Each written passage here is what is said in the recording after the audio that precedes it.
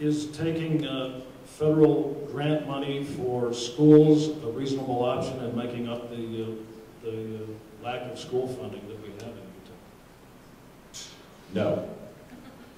No.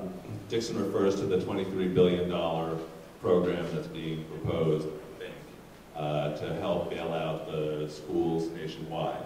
And while that might be a one-time fix, the fact that we have been raiding our students' education funds for 10 years now is not something that's going to be able to be fixed with a one-time patch of federal funds. So we're going to have to think really creatively about how we're going to grow the economy to create a bigger tax base, and how we're going to create a better tax structure so that we can fund our schools. Our schools are now $20 million underfunded at the K through 12 level, and about $80 million underfunded at the federal level. These are critical numbers. They're not going to be able to be dealt with by federal funds. We're going to have to work really hard to come up with creative solutions to solve this problem.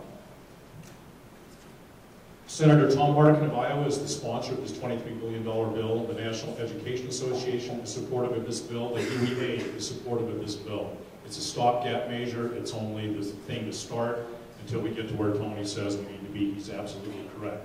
Here's the fact of the matter. In the Park City Education Association, they're talking about reductions in force because of the charter school opening. I've advised Heidi Matthews, the president of PCEA, on some language. We're working on similar language in Davis County. We're looking at cutting another $23 million in Davis County.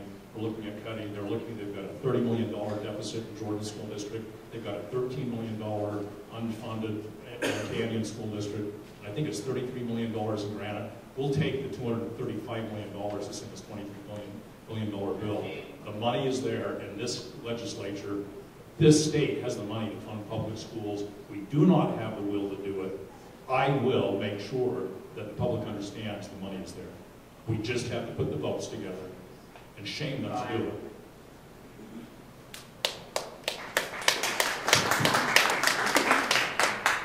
A man in a desert dying of thirst doesn't ask who gives him the water.